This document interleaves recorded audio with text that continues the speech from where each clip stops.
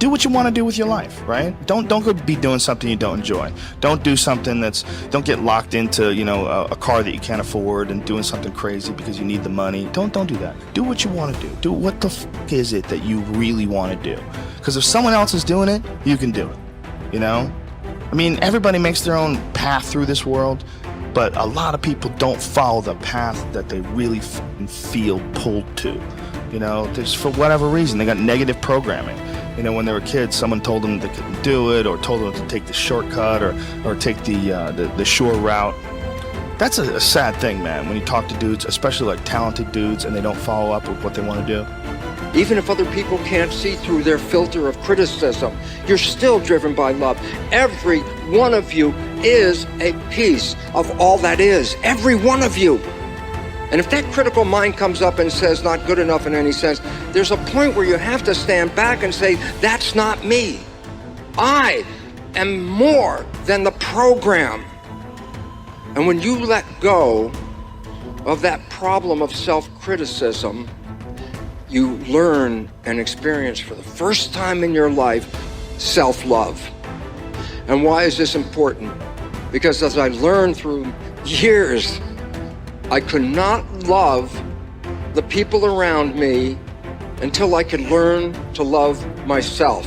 The glory of life on this planet cannot be built by anything else in the universe than what you can do here. You are creators.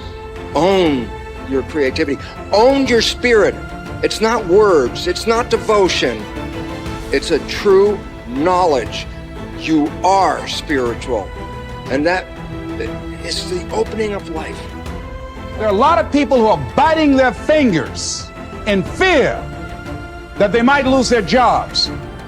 But there are few people who have decided within themselves, I'm going to make it. Some people aren't waiting to be cut.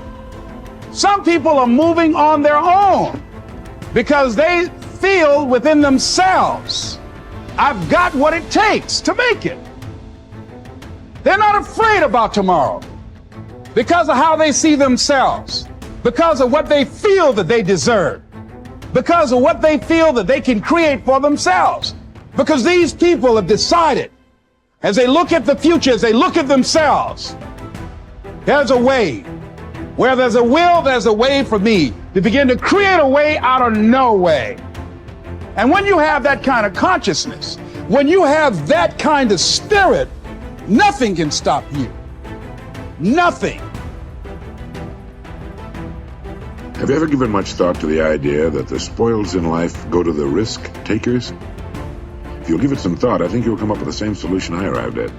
A survey indicated that 98% of the men in the country are looking for security in their work.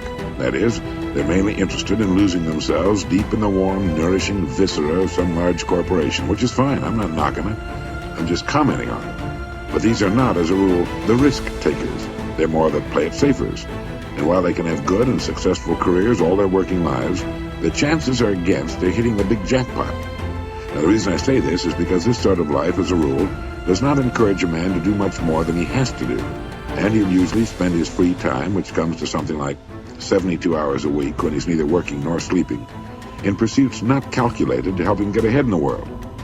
Now, the man who risks his spare time writing a book, painting pictures, fiddling with inventions, continuing his education, is generally the one in this kind of milieu who will advance above his fellows. But the man who risks all of his time on a goal he wants to reach, on a dream in his heart, who stakes his livelihood and the livelihood of his family upon his own brains and the proper use of his time, and tackles the world single-handed, here's the risk-taker to whom the spoils will generally accrue. Now, I'm not talking about the impractical dreamer and stargazer. I'm talking about the man of action who gets out and raises the dust in the world. He might take some king-sized pratfalls and be snickered at by friends and relatives of a more conservative bent, but he'll usually make the grade if he stays with it, and earn their admiration, if not envy, before he's through. You know, one of the biggest factors in his favor is the size of the group he belongs to. According to the most reliable figures I can find, this risk-taker belongs to only about 2% of the population. And since he's generally working on an idea that will in some way serve the big 98%, the odds swing rather favorably to his side. Additionally, a man on his own must think. He must devote more of his days to thinking. Conversely, the man with a good steady job who's familiar with his work and surroundings can go along pretty well from day to day without doing any creative thinking at all. And as I said, we have a tendency to do no more than we have to. Anybody who spends a good deal of his time thinking is going to come up with a good idea once in a while. The law of averages is definitely on his side. And if you think about it a minute, you realize that he only needs a few, maybe only one really good idea to make it big.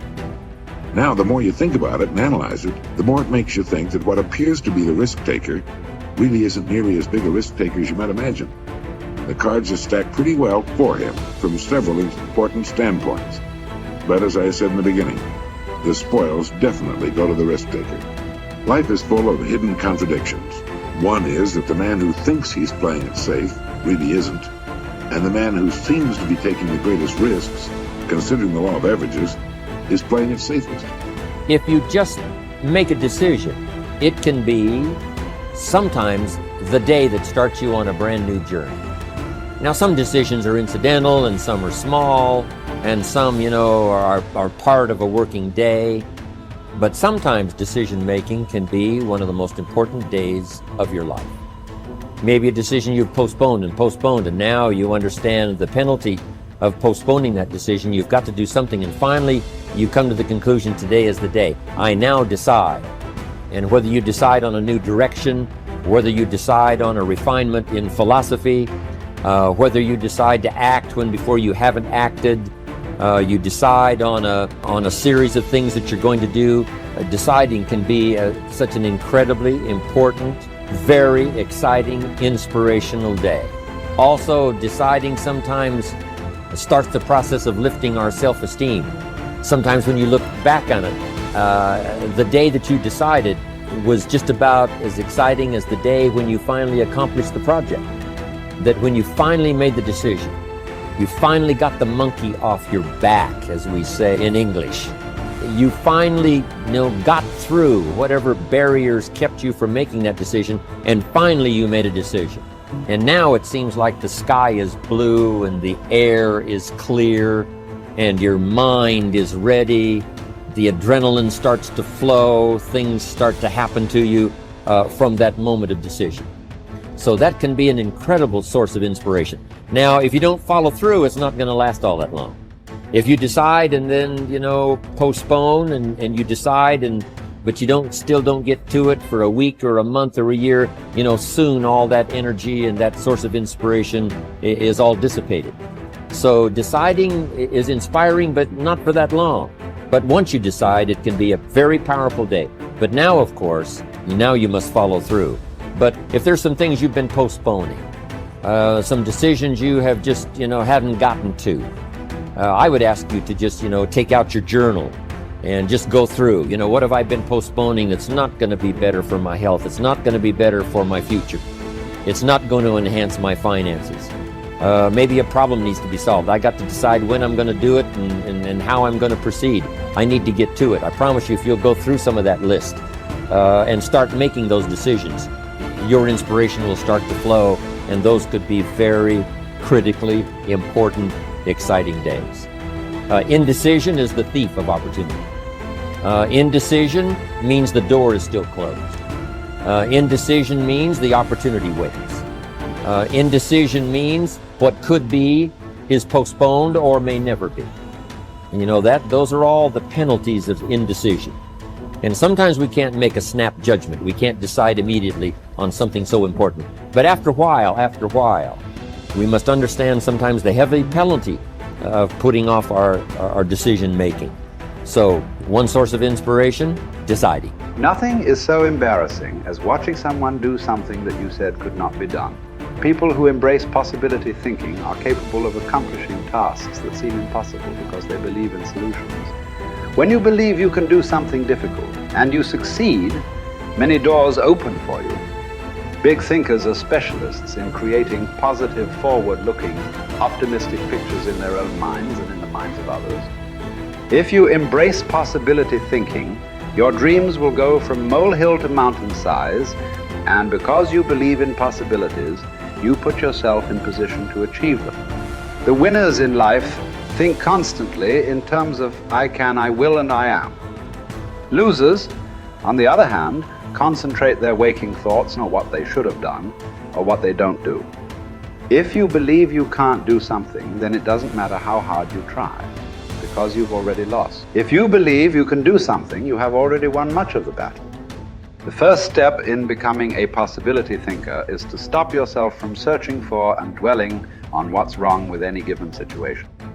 Sports psychologist Bob Rotella recounts, I tell people, if you don't want to get into positive thinking, that's okay. Just eliminate all the negative thoughts from your mind. Whatever's left will be fine. If possibility thinking is new to you, you're going to have to give yourself a lot of coaching to eliminate some of the negative self-talk you may hear in your head. When you automatically start listing all the things that can go wrong or all the reasons something can't be done, stop yourself and say, don't go there. Then ask what's right about this. That will help to get you started. And if negativity is a really big problem for you and pessimistic things come out of your mouth before you've even thought them through, you may need to enlist the aid of a friend or family member to alert you every time you utter negative ideas. One of the best ways to cultivate a possibility mindset is to prompt yourself to dream one size bigger than you normally do. Let's face it, most people dream too small. They don't think big enough. Henry Curtis advises, make your plans as fantastic as you like, because 25 years from now they will seem mediocre. Make your plans 10 times as great as you first planned, and 25 years from now you will wonder why you did not make them 50 times as great. If you push yourself to dream more expansively, to imagine your organization one size bigger, to make your goals at least a step beyond what makes you comfortable, you will be forced to grow, and it will set you up to believe in greater possibilities. Most people want their lives to keep improving, yet they value peace and stability at the same time. People often forget that you can't improve and still stay the same. Growth means change. Change requires challenging the status quo. If you want greater possibilities, you can't settle for what you have now. When you become a possibility thinker, you will face many people who will want you to give up your dreams and embrace the status quo. Achievers refuse to accept the status quo.